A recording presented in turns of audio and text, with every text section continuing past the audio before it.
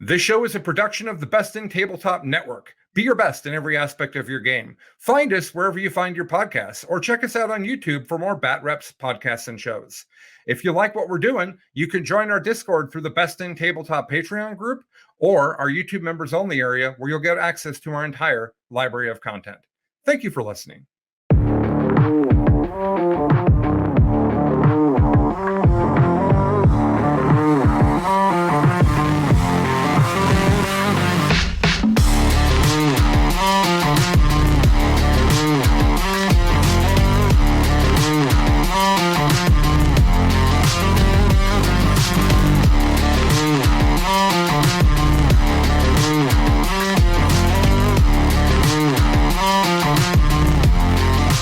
Hey everybody, this is Fight Club.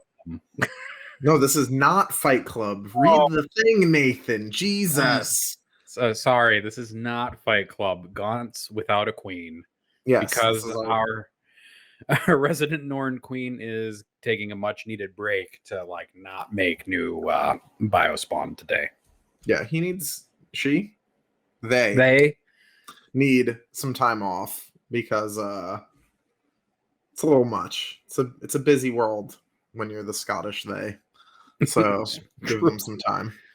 When you are engineering all of the Tyranid technology for the entire planet and everybody is copying you, yes, it's true. It's been 0.3 seconds and the ball has already been dropped. It's it's what we do. We take it and we throw it on the floor. It'd be like that sometimes.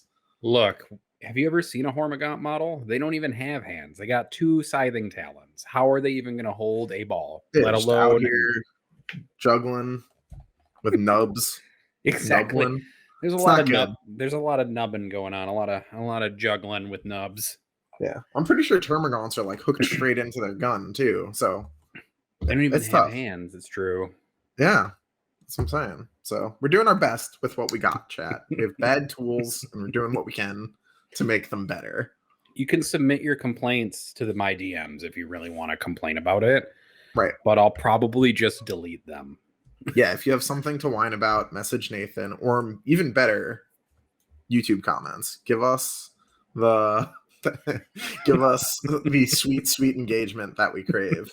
Speaking of engagement, for those of you that are here right now, and I will bring this up again later, there's going to be a poll later that determines what army I play for a couple of events. So strap in, because that's going to be important. I need assistance, and I'm letting chat decide because I don't want to make decisions anymore. We've made enough decisions on this podcast. We are out of decision-making capacity, so we are just going to who is going to do the shilling this week? Chris brings up a good point. Do you want to do the shilling, Anthony? No, I don't know the shilling line. You have to do it. Oh, Jesus. I don't know the line either, but hey, everybody, if you like Best in Tabletop in the network, you can go to www.patreon.com/bestintabletop. You can sign up, and then you can join our Discord, and then you can listen to us yell at the sky about various things in the Discord. It's also where you can see Curie and Cliff and Innis and all the other stats people do stat stuff. You can also join the YouTubes, and then you can watch all of our bonus content, including a really awesome piece of content that is locked behind the paywall where we talked about mental illness among the 3 of us in the game and gaming addiction, which was really cool. And you can do that at youtube.com/bestintabletop, I think. /C. You gotta remember the /C. And then you can join our lovely YouTube community, and you can get all of our bonus content. So that is the shilling. There you go, guys. I did it. I only screwed up 3 times. That's more than I would have. I mean, less than I would have done. So good job. Anthony, very close to negging me there, which is fine. Yes, I didn't mean to do that. Listen, man, you're going to have to get used to shilling if you want to work in biopharmacology or whatever it is that you do. I don't even know what I do anymore. I'm in a weird gray space between the 2 things that I do. So just so I'm currently wrapping up all of my work in my current lab, and then I'll transition to my new role in July, where I will be working on a whole bunch of proteomics stuff. You have to move? No, I mean, I have to move myself personally to a different lab, but I don't have to move. Yeah. I meant your house. No, we are looking for a bigger place so that all the hobby stuff can get stuffed into an actual room instead of strewn about 3 different rooms. So In case people want to know how my hobby stuff is arranged, I have half a desk over here, and then there's a bunch of things underneath, and then there's a pile of magnetized bins in our dining room, and then another set of storage bins off to the left. So my wife is quite mad at me about my sprawl. You should fix that. I should. At least it's all in bins and like in drawers for the most part. You can work out a thing with your local store like I do, where you just store a bunch of your stuff there. I probably could, and they probably wouldn't actually even notice. Yeah. So I was at my local store, and they had like 10 sets of GW style, like the terrain sets that they made for one of the campaign books or whatever. Mm-hmm. And then probably $5,000 worth of GW product just from various eras and ages just on the walls there, which was something. I was like, cool. Seems good. Like a couple different edition starter boxes and things like that, dating back to like 7th edition, basically. Some older Blood Bowl and Age of Sigmar stuff as well. Yeah. I don't know. That's my recommendation, because that's what I do. A bunch of my stuff lives at the local store, and if the store manager wants to play with it, be my guest. That's fair. Will Nathan ever complete his 5 years of study to discover what his name should be? It's Dr. Statstad. Yeah, we did it right on the screen. Yeah, come on, below average Bob, with your below average take. We know why you're below average, Bob, and not average or above average, Bob. Yeah, go it together, BAB. All right, Nathan, do you want to depress people with stats? Sure. That's my favorite activity. Oh, no. Your favorite? It is not my favorite activity. It's in fact steadily become my least favorite activity is talking about numbers, but... Well, it's not so bad anymore. We got a dead faction in first. Things are going pretty good. Oh, yeah. We've got Harlequins who are clearly in the garbage bin in first place. 60, basically a 68%. We'll round up from 67 to 68. Why not? Because it's 67.6. Percent win rate over the weekend. They're so dead. I don't even know what they're talking about. They're winning a lot from the grave. Yeah. Tyranids actually fell in win rate this week. They're at 64%. Then Chaos Knights came in real spicy their first week of kind of partial meta like participation. That's at 57% win rate. That's not that high, but it's fine. Sisters continue to prove me wrong. I keep saying every week that they're going to start falling because I said that they're doing well, but Sisters also kept doing well, and they're at a 57% win rate as well. I think they're just pretty good now. Honestly, I think just people doubt me because of the one time I said it and they dropped to like 30% the next week. Yeah, they cratered the following week. It just happened the one time, guys. I promise. Yeah. I promise. Every now and then I will be right. Yep. Our Elvish overlords, Asuryani and Drukari, are basically right around 57 and 55. Then we have Thousand Sons and Custodes right below them at around 52. And that's basically it, except Thousand Sons at 52. What's the Asuryani win rate for just Hail, though? For just Hail? Well, like Hail plus Thing. So Hail of Doom, Masterful Shots. No, that's not it. Here it is. Hail of Doom, Masterful Shots is about 64. So higher than Tyranids. Yeah. While the rest of Asuryani is like 54. Yeah, and some of the other stuff varies around 54 for Ulthwé. Although apparently Yanari has a 71% win rate, but I don't one dude won 4 and 2, and then it was like 2 people basically, and they're 5 and 2. Yeah. Yeah. Yeah, most of the Hail of Doom stuff is 60% or higher. There's like some people who aren't doing as well. Poor Yend and at an 8.3% win rate though is just depressing me. That is sad. Some Wraith boy just got in there and lost his games. The most depressing piece of news, though, is Adeptus Mechanicus is well and truly dead at this point, and they're at 23.2% win rate with 10 players. So they're, hate to break it to you, but you guys are in the beep boop garbage. Yeah, beep boop trash. Yep.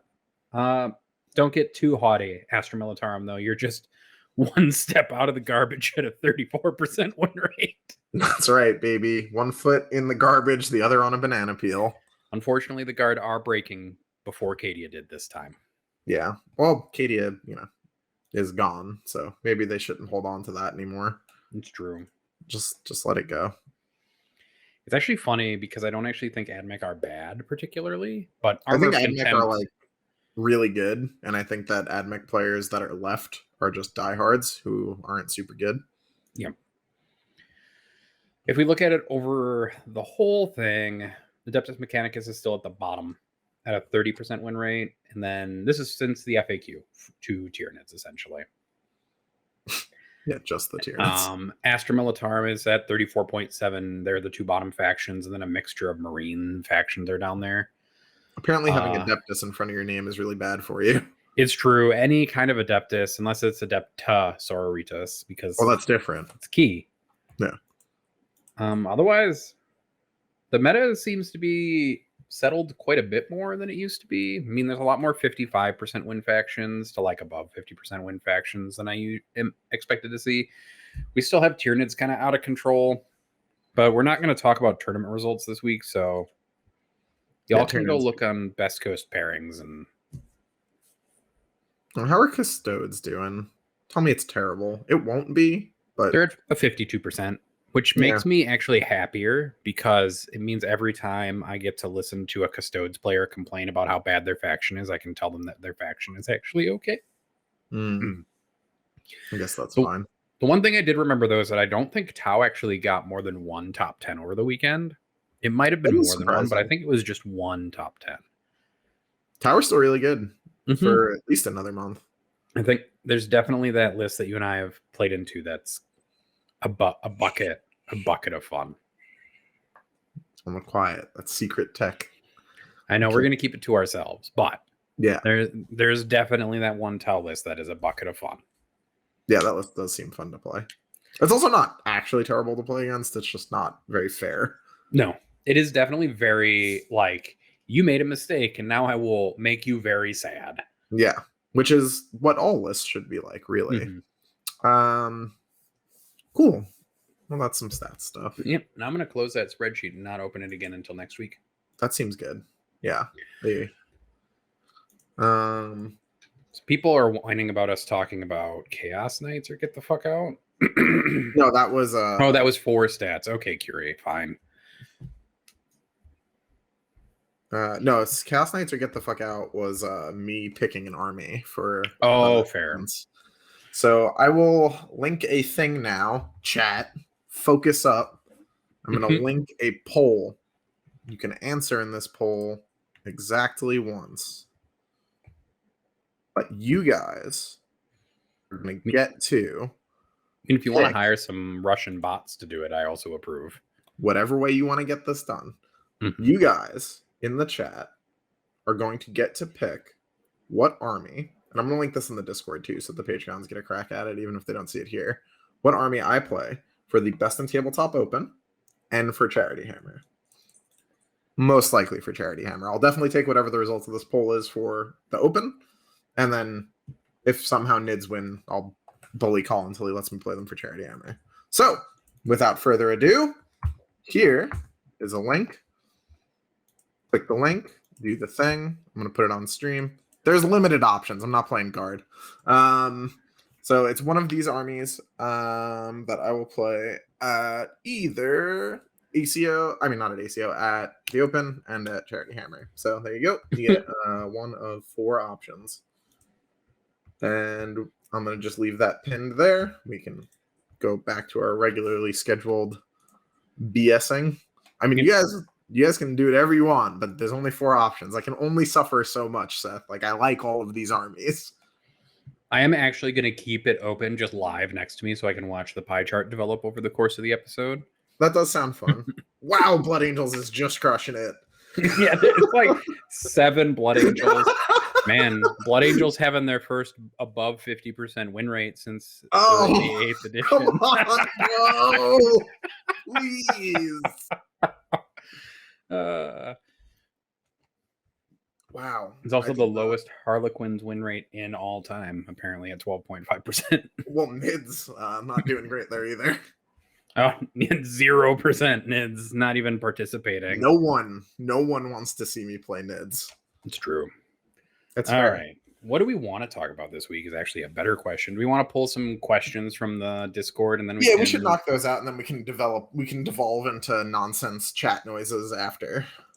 I like that. That's the perfect meme right there. Nonsense chat noises. Yeah.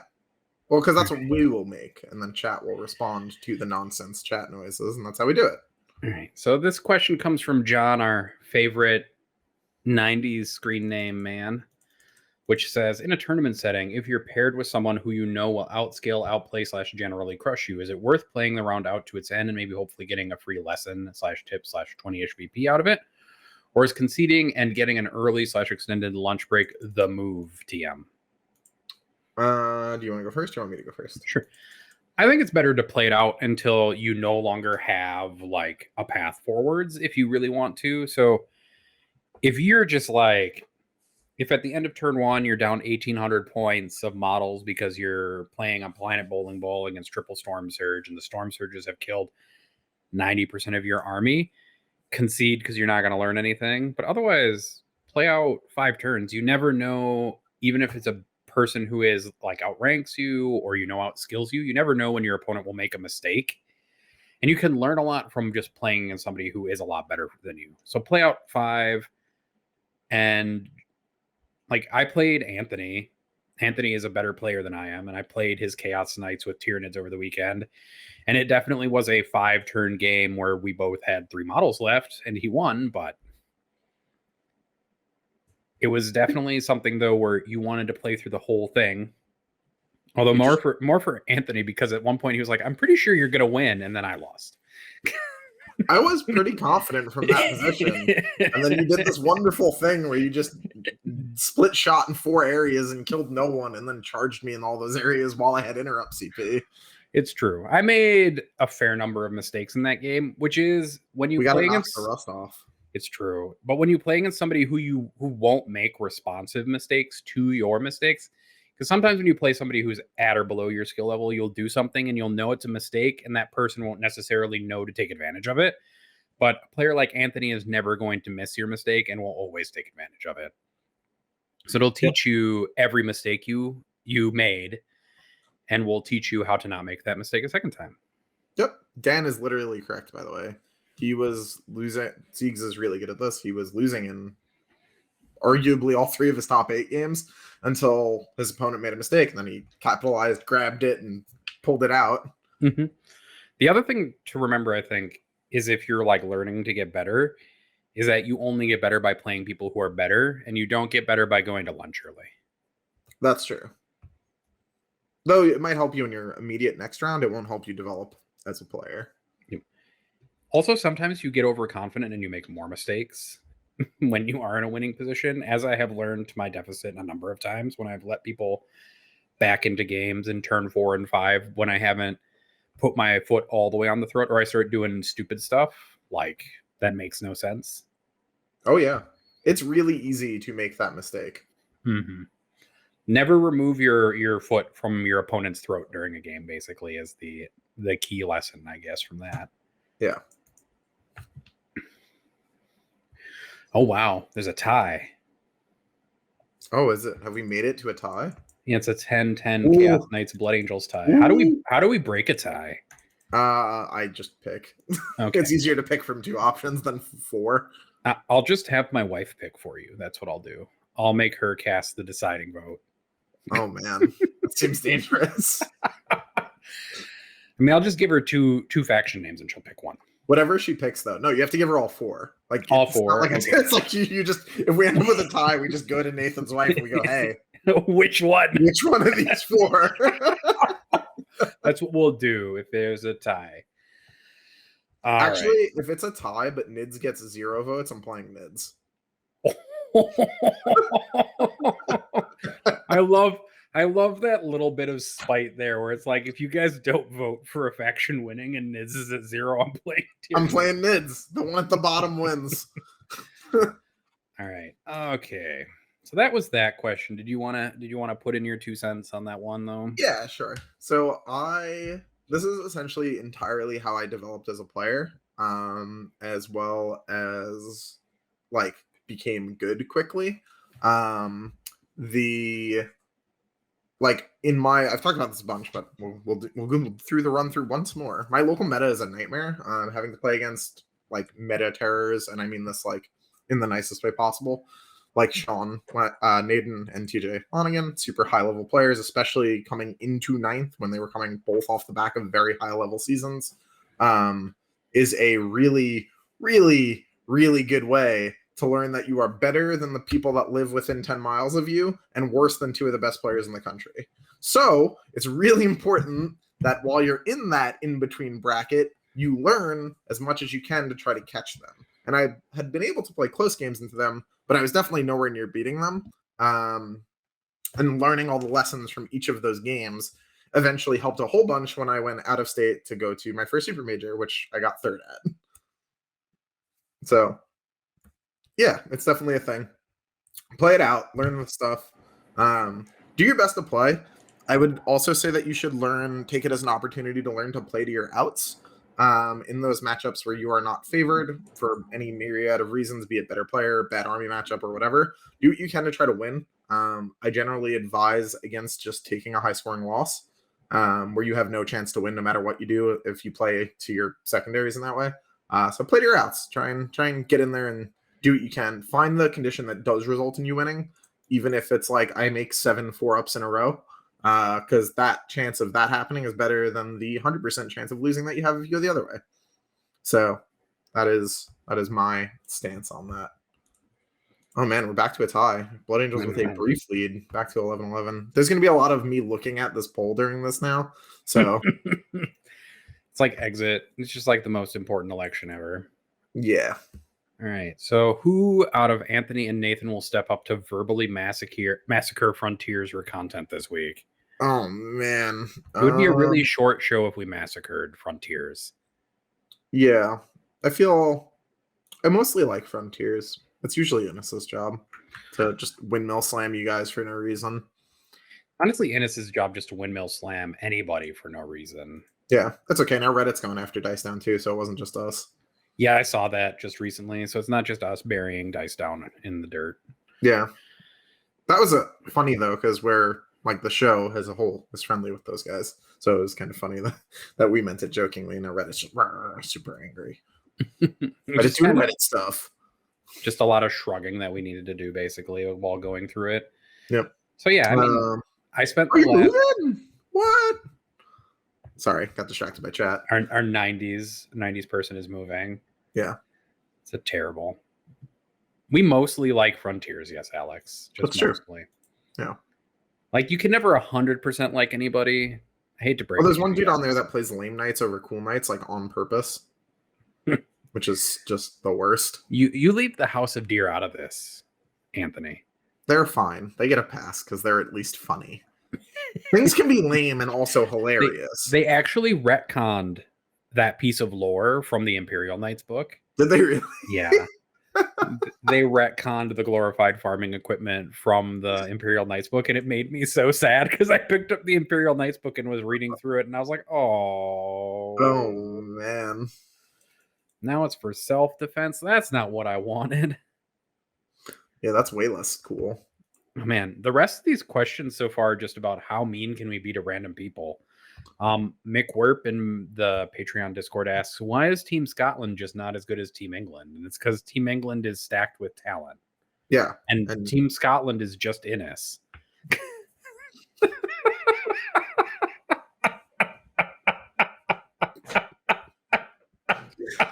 Woo! Man, just executing them. Just channeling Innis for today. Yeah, that's true. That's gotta take the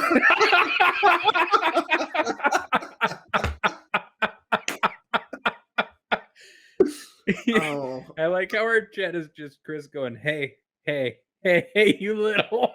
Yeah, Chris, I would apologize on his behalf, but we don't do that. So sorry. No. And then why is Team Canada this is Innis actually asking this question. Why is Team Canada not as good as Team America? Because they're smaller. I was gonna say it's because Canadians are too nice. Actually, the real reason is because they haven't put Sam P on their main roster yet. Team Canada is throwing and locking an incredibly powerful player behind something.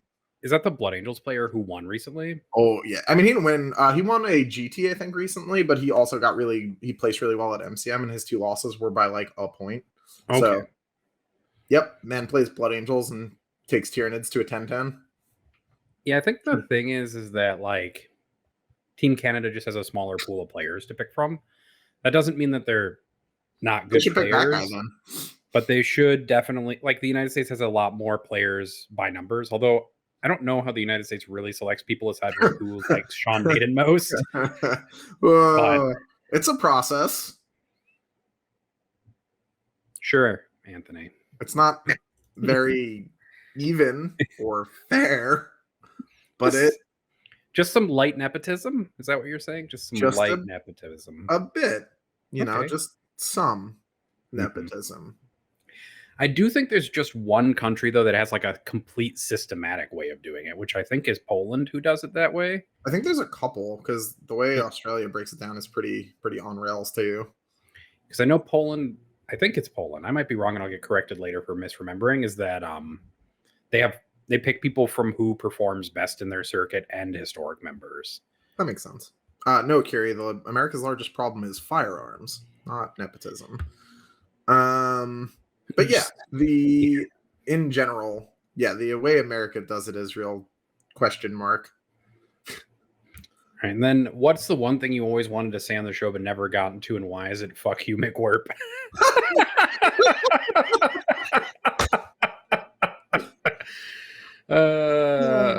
I always know I'm in danger when I'm like looking at an argument and I like post a position and then McWhirp responds like exactly, and I'm like, damn it.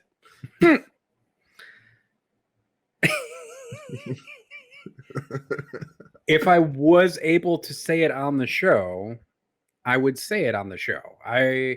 There's nothing that I wouldn't say to other people that I wouldn't say on the show if I thought I could say it on the show. Like, there are some things that I keep to myself because they're perhaps rude, or like I don't want to just like put somebody on blast on the internet because that's also impolite. Also, we're on a network, and I feel like if I put somebody on blast and then they complained to Colin and then like the numbers got hurt or something, then I would get my can kicked right off the network real fast. Yeah.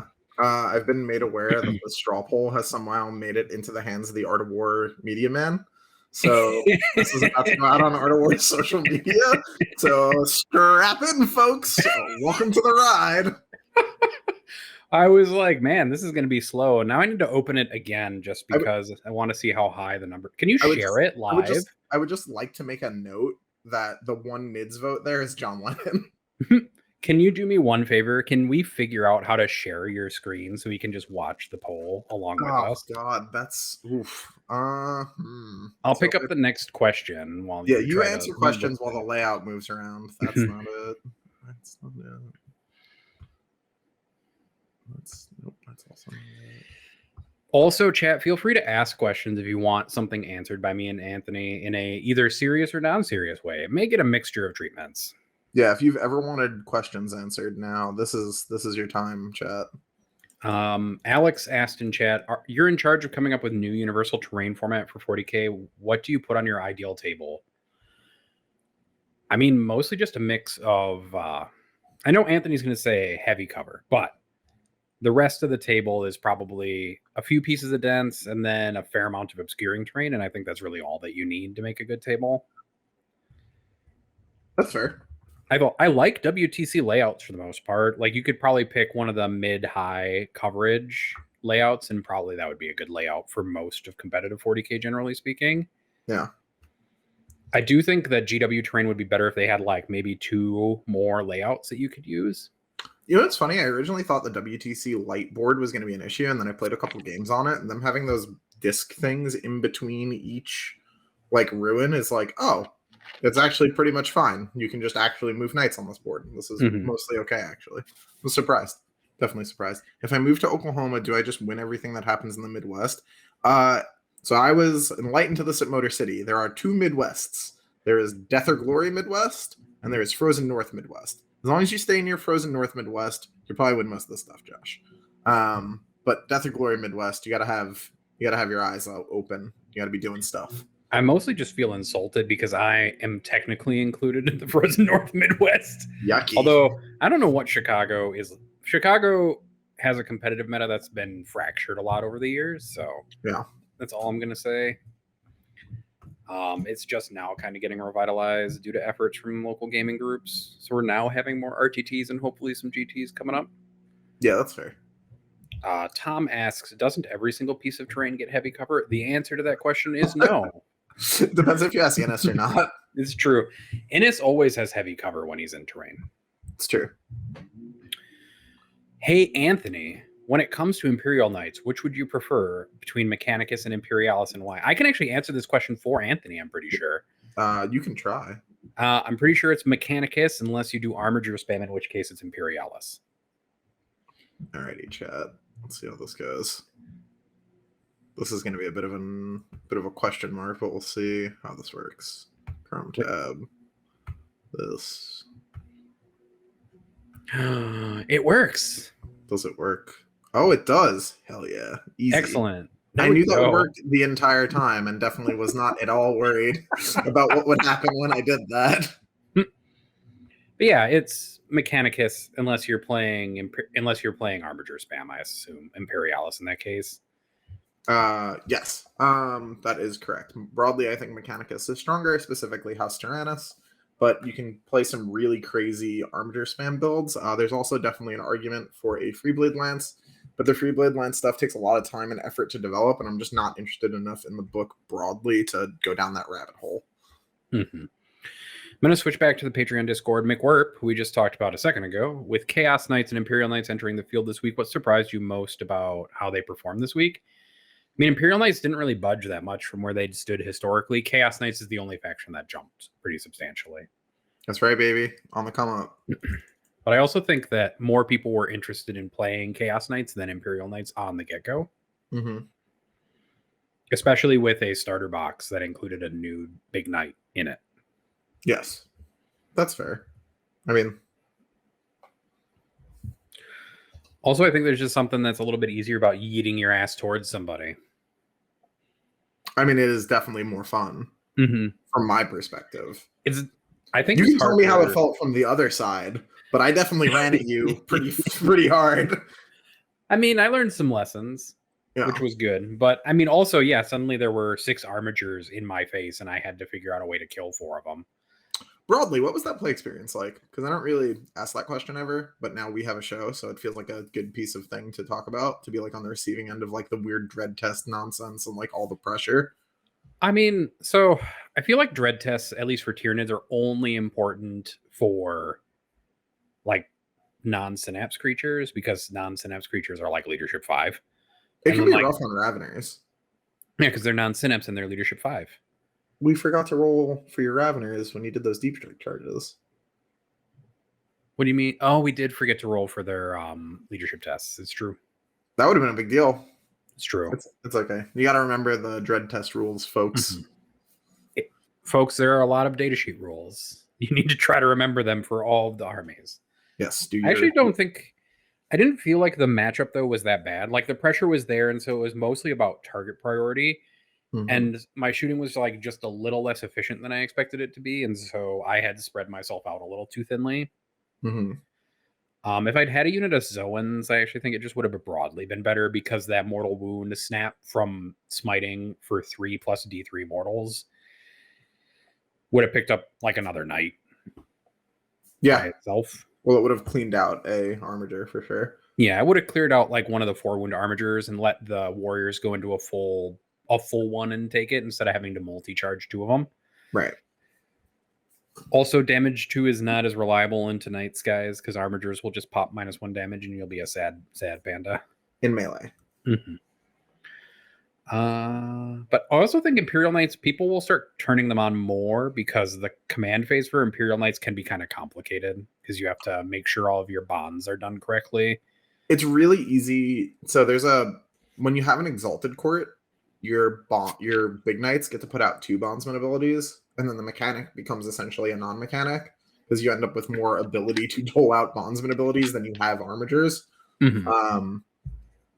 At least in the Mechanicus build, and then in the Imperial build, you take a guy that gives them in like a blooming aura. So it's kind of also easy. I think the difficulty of playing Imperial Knights is being oversold a little bit now, like because your vows have to go into your list rating. So it's not like you pick those pre-game. And then once you're doing it, there's like some set buffs that you built into your list, and you kind of just go from there. So I actually don't think Imperials will be that hard to execute on the tabletop, especially once you get some reps with them. Their Shadowlock secondary is really strong, so the ability to just like walk up and grab 5 points out of the middle of the board turn one on one of your secondaries is pretty hilarious. Yeah, I think Imperial Knights will catch up. I think it'll just take a minute. Yeah. I've been thinking about Imperial Knights or Astra Militarum as the army I want to start after Tyranids for picking an Imperial faction, kind of tilting towards Imperial Guard at the moment, but I kind of waffle a lot. That's fair. So we'll see how it goes. I'm just waiting for Chaos Space Marines. I'll probably play, I'll play whatever armies this poll tells me to come Best in Tabletop and Charity Hammer. I think I'm pretty much locked into NIDS for ACO based on like modeling things. So yeah. But after that, once CSM drop, I'm probably going to try and chase that best in faction. It's kind of a non-question. Here we go. What faction needs a new / reprinted codex the most? It's Guard. Demons. I think it's Guard, but Demons also do need it desperately. Demons is so rough. Demons have like one build that does okay, but isn't going to like do anything incredible. Like that Be'lakor build is okay. Yeah. And that's kind of it. Like Guard don't even seem to have like a build that works. I guess. I just don't feel bad for Guard because I don't like them. So that's fair. NPC faction. What stats do you wish people would focus on since win rate is not a great single all-purpose statistic? TWIP or overrep is like the stat that I like to use most. Yeah. I think overrep's a weird one sometimes. Like I don't think it was super great when we were doing Harlequins, and like you could see that by how bloated it got. But yeah, so I mean, what you did see with Harlequins was that it jumped to like an overrep of like 5.8, which is silly. That's a silly high overrep ratio before their first nerf, before their nerf, essentially. Right. It does let you know when factions are overperforming just a little bit. Win rate is an okay statistic, folks. It's okay. Yeah, it's not great, but it's not terrible. I think the key thing about it is that win rate tells part of a story, and you need to look at the stats to look at the rest of the story. Because if you looked at just Eldar win rate as a whole, they're at like 52% or something like that. But if you break that out into its different factions and you look how they're performing, then that's what you get out of it. Is you can pull more nuance out of the rest of the story when you look at either overrep or you break down by sub faction and then look at win rate. The other thing to remember is that win rate is a more weak statistic the less games that are played. It's true. Yeah. And the more games that are played, the more illustrative it is of things. But unfortunately, with how we're working right now, we've seen changes increase. So, like, I have to break the stats down further and further into different meta seasons, kind of, because the stats from pre-Tyranid FAQ aren't as important as the post-FAQ ones. Yeah. That makes sense. Tom asks, are zones a must-have now that knights are here? I think so. The invuln imperative is too important. You can tell yourself that you'll just hide everything for every turn of the entire game against them, but you do need to engage. You do have to do things eventually, and once you have to do things, it's a bit yikes. And what you learn is when you fight knights without zones, the clapback, if you don't kill that knight, every single thing that wounds just goes through and just kills something. No. Yeah, if in our game, if I wasn't greedy and split my attacks weird, a single carnivore would have flat murdered 4 Tyrant Guard. Like, pretty reliably. Oh yeah, it would have been a bad day. So yeah, you gotta be real careful. Yeah, as Innes, our co-host, says, because he's in YouTube chat, the only stat that matters is Reddit threads per day complaining about a faction. It's true. If I could track that, that would be the only stat that would matter. That's true. That does seem to be how balance gets done sometimes. And yes, easy peasy lemon squeezy. Gants without a queen is a reference to Innes because he is our Norn queen. Yeah. I'm gonna just slam the link one more time because like I think people would have to type it out manually, and copy and paste is better. Because like it's on the screen, but I don't know that you get to like you can't like click that on a YouTube video. It's true. For the lazy amongst you, there is the link. Oh, little update. Ooh. Tied again, Blood Angels and Chaos Knights, but Nids have a vote now. Nids have a vote. That was John Lennon. I talked about that before. Mm-hmm. And then we got 3 for Light Harlequins. Just bringing it up. So the next question is John, our 90s screen name user on Discord. For 10th, when that happens, would you prefer 9th 2.0 or universal special rules and 3 to 5 stratagems that are faction specific, a la Age of Sigmar, basically, for the way things work? Please no. Anything that isn't Sigmar. I'd rather a more tuned 9th, and I think the core rules of 9th are good, but the codexes have either gotten out of hand or been too delayed, depending on which side of that argument you fall on. But I think the issues with 9th is the codexes, not the rules. And honestly, instead of 10th, I would actually just prefer that they did like a major overhaul of the base rules that included all the FAQs and stuff like that, and then just made some of the changes that they found were needed. Yeah. So like maybe you would change the way some of the terrain works, you'd change some of the CP generation rules. Maybe you would change how out of phase stratagems work so you could only still use them once. There are like a few things that you could probably just mix and match changes for. Maybe you'd change some of things like patrols and stuff like that, and like what kind of force organization slots they have. I don't think you need to completely overhaul and create a 10th edition that's totally different. And I especially don't like some of the stuff from Age of Sigmar where it minimizes differences between sub-factions. Because I think this is where I get a major hate on for Space Marines. So Space Marines players, you're just going to have to buckle in. Strap in. I hate that Games Workshop gives Space Marines all these supplement books, and then never until now with like the campaign books never really gave supplements to non-Space Marine factions. So the only people who really get punished for destroying all of the sub-faction stuff, like differences between sub-factions, are essentially not Space Marines. Yep. Like it just kills non-Space Marine variation, while letting Space Marines have all their variation because they'll inevitably get books for all their stuff. Because you're all special snowflakes and deserve it. Right. That's true. I mean, they essentially made it. I don't know. I wish there's a small part of me that was just like that wishes GW was just like, hey, this is the faction that's designed for competitive play. Gets a supplement. I mean, they basically did that with Drukhari, right? Mm-hmm. Like you could play Test of Skill if you thought your brain was huge, but you probably should just be playing Strife.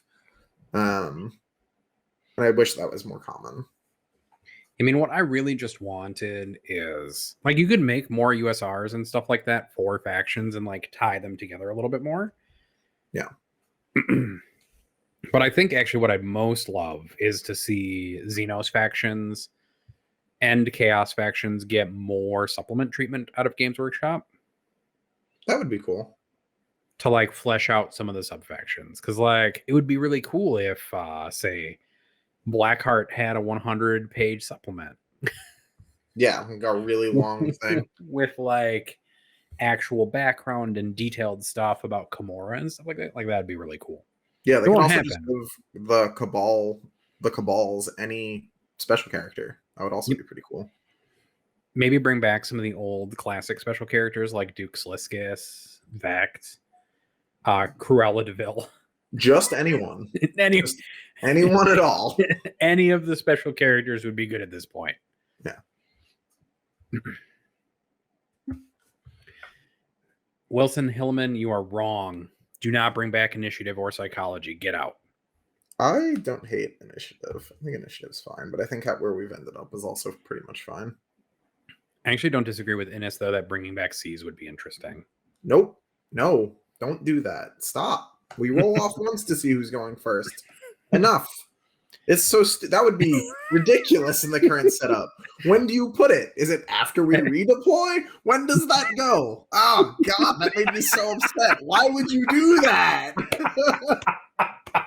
I like how the upset like grew across this. Like at the start, you were kind of like, "That's not a great idea," and then you got more and more and more upset. Yeah, at the end. The second I thought about it, literally at all, I was like, "Please, what?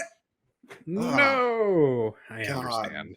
Yeah, I hate stuff like that. Go back to deploy first, go first. That was way better. Acceptable. I do think that they need to change something about go first scoring compared to go second scoring. Yeah.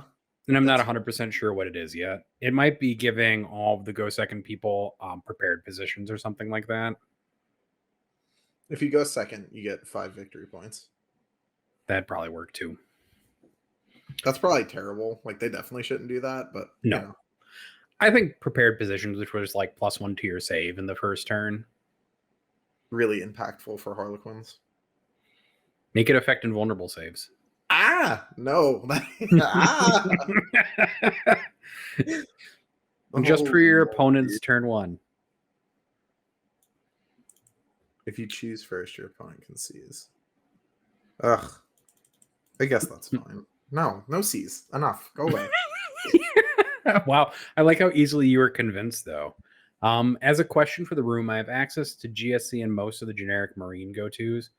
Which would you commit to as a goal if the goal was growth as a player for C3 months? I think GSC would teach you more skills. I don't know. All right. Controversial opinion time. So I am of the belief that a lot of the time what happens with factions like that, because the reason most people would say GSC, right, is like because they're like, you'll learn how to play the mission.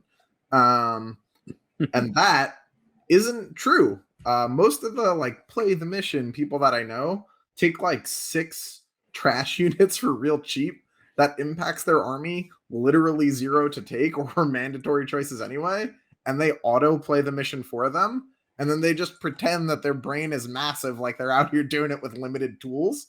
And I think GSC falls into that trap just all the time.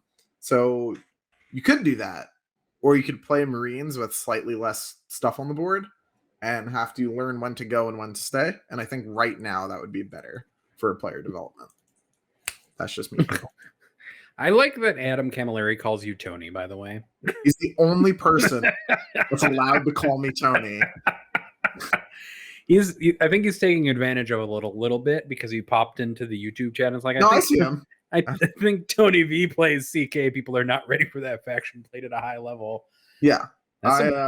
Listen, I broadly agree with him. I'm gonna have the Chaos Knights ready to go for these things, but ultimately this poll, unless it ends in a draw, will be what decides. Oh, we're just over the line. I have one more control opinion about what our 90s screen name user just said, which is that about codex bloat and minute rules differences just confusing people. I think rules bloat is a myth. Sorry, yeah, I also agree with that. Rules bloat is a total and absolute myth. You only have to. Benny's now calling you Tony Violence. So I like, just real quick to interrupt you. I legitimately do not like being called Tony. To me, Tony is like a dude with like a big chain and a tracksuit that runs like a construction company. And like, yeah, exactly. I was gonna do that, but for those of you out there who know what that means, so like, I am not that guy. Like, I am not a Tony. There are people that are Tonys. I grew up around them. They're really different to who I have ended up as. So please, I ask you kindly, don't call me Tony. Or if we're in person, I end up using the middle part of my name, which is bad for everyone involved. So stick to Anthony. Vanilla, any of them, not that. Thanks. Don't make Anthony upsetty spaghetti. Yeah, please don't. But Tony the Tiger, oh my God, Kiri. Yeah. Yeah, Ben's got it. That guy. Tony Tone, big shot on the East Coast. Yeah, that's right. Tony Tone. Who it is. Ant's fine. Antonio. Antonio's okay. You can put a whole bunch of emphasis on Tony if you'd like, but don't. Could we call you not just- Onio Antonio's fine. If you or want to do Oni? that, that's okay. All right. Unlike the Italian WTC team, I know how to use a clock, so Ooh, damn. shout out to Warp Time. Anyway, sorry. What was the rest of what you were saying? No, it's just rules bloat is a myth, and you're all wrong. Sorry. Okay, that's allowed.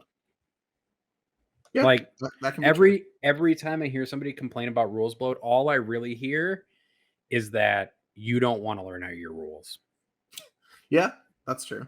or you don't want to ask your opponent questions about their rules. Yep. And Yeah, you that's don't true. need to memorize every single faction's rules. You don't have to.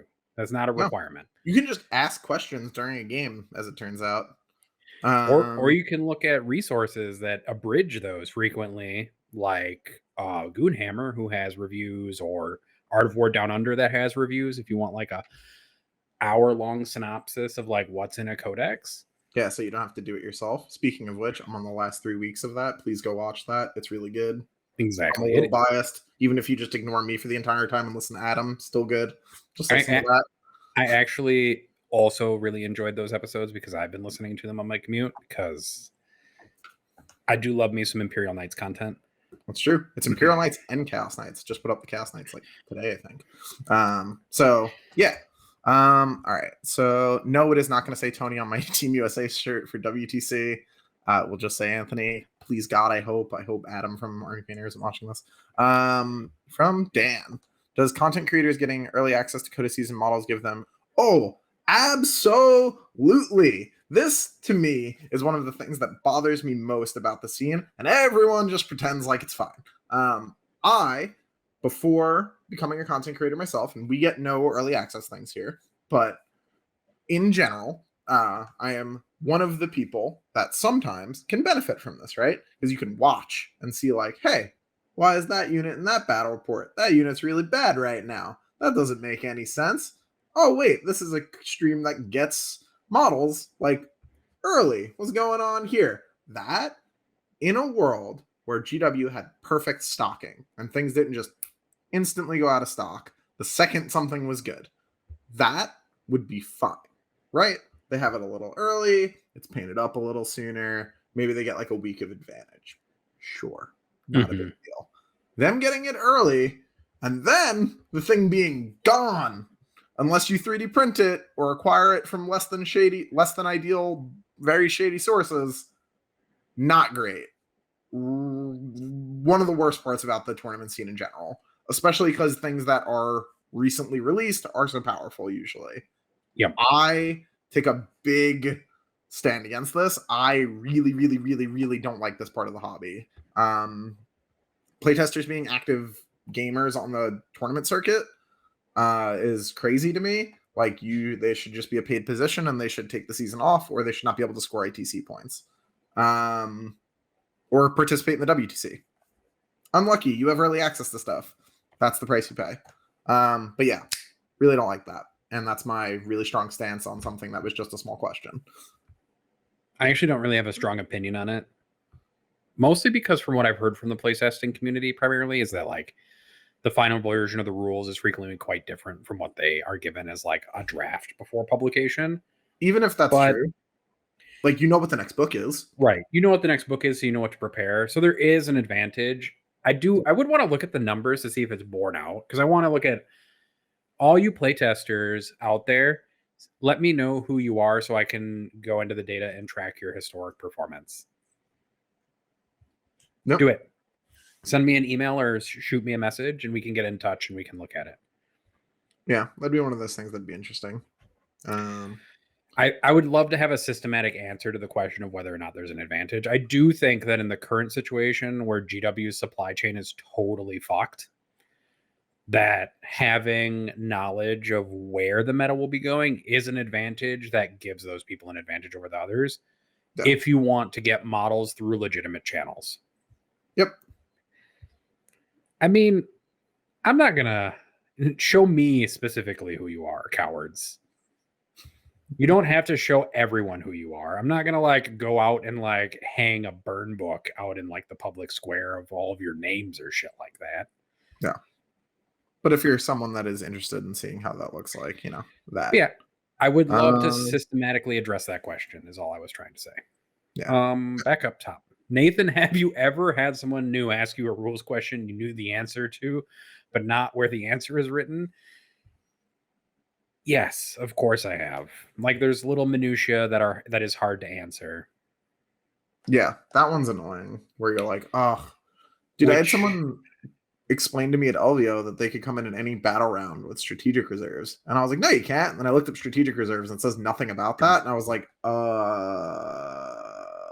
hold on. It does say like which table edges you can come in on, and it's I had to like dig and then call a judge and do all this nonsense. Like, I do think that the way to answer like that problem set though is to do. So I'm going to reference a website, and you're all just going to have to fucking forgive me for it. So the thing about a website resource that exists on the internet right now that has all the rules on it is that they literally have citations to every single rules change and where it came from and every document linked to it. And if GW did the same thing with an online living rule set, we would not have this problem. Yep, that is true. Man, we are just neck and neck on this poll, by the way. I know, it's great. 20 and 20, Blood Angels to Chaos Knights.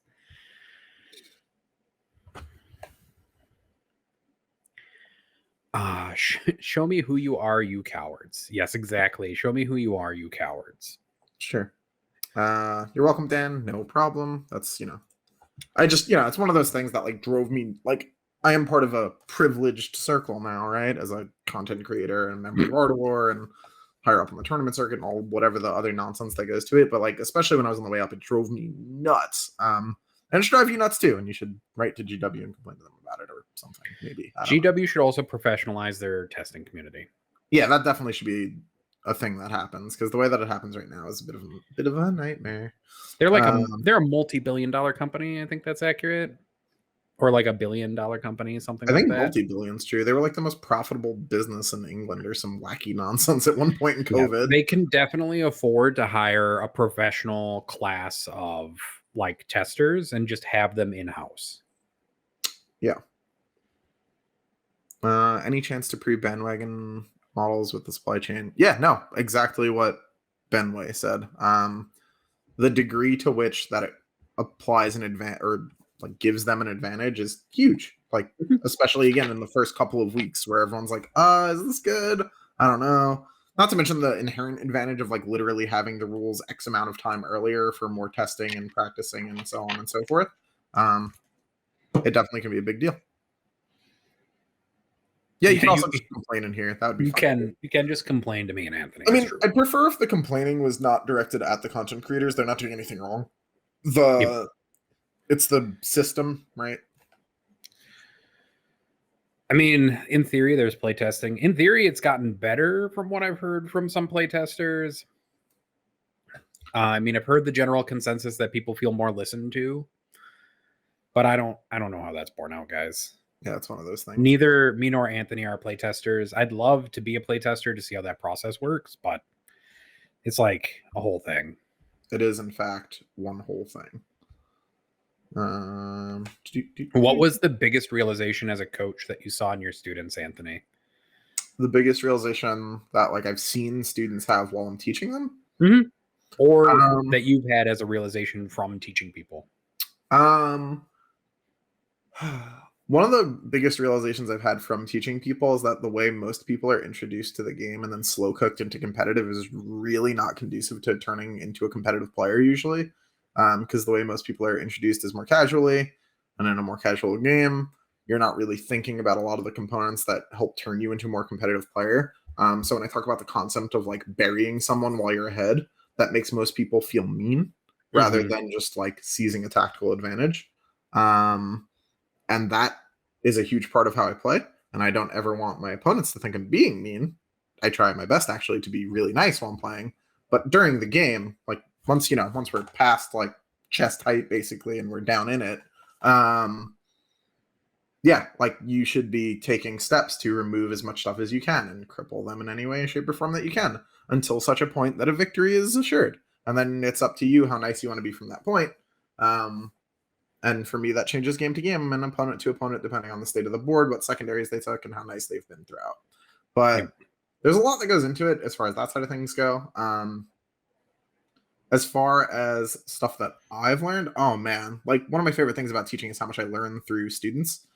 This was true in martial arts where I would like go to tell somebody, I'd be like, throw a punch. And they would be like, what do you mean? And I'd have to like go through their minutia. And going through the minutia, I'd be like, hey, that could probably be better or whatever, depending on like the given point of the way something is happening. So that's really important. And that's been really helpful while I've been teaching. A huge part of teaching for me has also been learning, if that makes sense. You learn a lot by teaching people.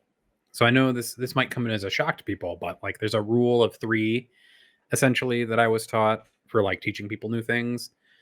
Like see one, do one, teach one.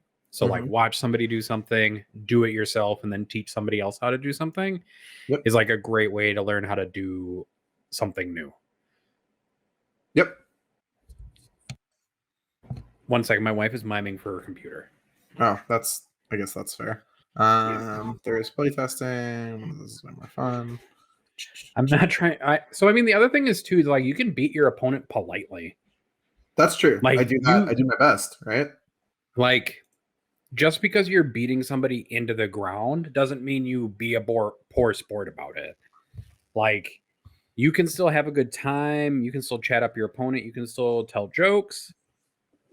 Like feel out the room and the space, but 100% if you are winning, your sportsmanship should be on point. Oh, a thing. Sorry, I didn't mean to cut you off. No, go ahead. I was just saying your sportsmanship should be on point the whole time. I think sportsmanship is the most important part of the hobby in playing. Like as a competitive player, you should always be a good sport. But the other thing to remember is that being a good sport doesn't mean that you can't call your opponent out or that you have to put up with them being a poor actor or that you can't call the judge. There's a lot of people who won't call judges because they think it's like a faux pas. No. Call a judge if you have a disagreement. That's why judges exist. Yeah. I call judges all the time. Like if I get basically one sentence into a disagreement that isn't like, I think something, other person thinks something different, I respond. And then if they're like, no, I still don't agree, judge. Like that's the end. Because once that happens, I don't even care if I get ruled against. I just want someone else to be like, this is how you're going to play this. And then that's what we'll do. So, yeah, that's my stance on that. One thing I would recommend avoiding while you are playing the game in general is, unless it's like real clear, like you have like literally one model left or like no models left, don't be like, I lost. Like, can't win from here. There's no way for me to win. Oh, that was game losing. I have watched so many people pull back from that position, and it is so annoying to me when I have someone there and they start doing that and then they start pulling back. It's real frustrating. Don't be that guy. But that's pretty much my stance on that. No, that's good. I mean, people teaching fundamentals to other people improves your own fundamentals. Right. Like, that's just a given.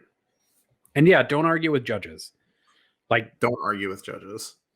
Like, if you call a judge over to settle a dispute and the judge settles the dispute in a way you disagree with, just handle it like an adult who has been told, like, bad news. Yep. Like, also, feel free to call judges. Again, I'm just going to hammer it again. People in this hobby have like a weird thing about confrontation, sometimes about rules. And as a person who has worked at events as a judge, there's nothing more frustrating than having somebody come up to you like a round later or 2 rounds in and being like, I had a bunch of problems during my game. Yeah. That's an incredibly frustrating experience as a judge or a TO because you can't do anything about it at that point. Yeah, it's a It's a terrible position to be in. So just be a bother and yell at people. Yeah, just ask them questions, dude. It's easier. All right. Cool. Chat. Do you have any additional more questions, chat? I do have to tell everyone one thing before we do final questions anyways. Next week and moving forward, we're going to be shifting the show 1 hour earlier. So we'll be starting at 5 Central, 6 o'clock Eastern, and then whatever time that is in England, I think 11 o'clock at night. It's 3 at West Coast, right? 3 p.m. Pacific Standard Time, yes. Yep. And one of the thing, so we're doing that just so Innes can get like actual sleep. Something resembling actual sleep. Innes is a real hero for the amount of stuff he does during a given week, and this being one of them, and this actively deprives him of sleep. So we're shifting it an hour. He's not here. Yeah, so we're just shifting it to be kinder to him, because even though Innes is a crusty jerk to a lot of people, he's our crusty jerk, and we love him. So, and then I guess I will shill one more time. You can join our Patreon at patreon.com/bestinfaction, best in tabletop, not best in faction anymore. And you can join us on our Discord if you sign up there, where you can yell at me about stats and about how I'm wrong about everything. That's perfectly fine. You can also, that's where you slide into my DMs and yell at me some more. Yep. Or you can join the YouTube and subscribe on youtube.com/bestintable/C where you can sign up for YouTube and get access to all of our bonus round content, which otherwise you can see live every Tuesday starting at 5 o'clock p.m. Central Standard starting next week. So if you tune in live, you get to see the whole thing. If you want to see the edited version, you can tune in the next day or two. And if you have a YouTube subscription, you can watch part 2 at that point, which will be all of our bonus round content where we answer questions. Yeah. Do I want to talk about tiebreakers? Do we want to talk about tiebreakers before we go? Opposing game win percentage seems good. I think the best piece of content somebody in our Discord has put together recently is on that topic, is on Reddit and Warhammer Competitive, where they talk about varied versions of tiebreakers. But I think when presented, yeah, shout out to McWhirp. Good job, buddy. This is that one time where we can say, "Good job, McWhirp." Yeah. The rest of the time, you're being mean to factions that are better than sisters, which is most of them. Not anymore, I guess, but. Do we want to talk? Wow, is my wife actually going to have to settle this, Ty? I'll go grab her to do it. It doesn't have to happen right now. We can give this a week. We can settle this live on Fight Club next week. Give people a reason to tune in again. Ooh, yeah. So tune in next week for the big reveal of which faction Anthony will be playing at the Best in Tabletop Open in Charity Hammer. Oh, and I guess I can chill that. If you are in the Pacific Northwest and you want to play against a bunch of Best in Tabletop Network personalities in so much of us in a GT sized event, you can play against us at the Best in Tabletop Open, which you can find on Best Coast Pairings if you look up Best in Tabletop Open.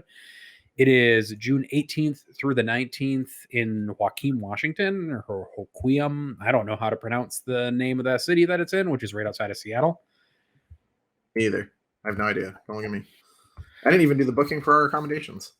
No, that was all done by somebody else. Oh, thank you for posting it. I was about to ask you to repost the link again for people who are complaining in chat. Shout out to the absolute hero that is Brandon Fox for taking care of all our booking needs. It's true. We're going to have quite the adult sleepover of bearded men set up for Charity Hammer, where it's like 6 of us in an Airbnb. Maybe 8. Maybe 8. We'll see. Well, it'll probably be 8. Let's be honest here. We're going to do our best. Mm-hmm. So hit the link. Vote for things, join our Patreon, become YouTube members. Love hanging out with you guys, chat.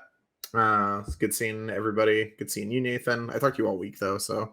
I know it's funny because we talk to each other in voice chat like every day. Yeah. But, we can pretend this is the one time a week I see you. So, this is the only time. Well, it's the only time we see each other. Let's be honest. Usually. Like visually. Usually, that's true. All right. Great work, everybody. Take care, everyone. Good night. Bye-bye.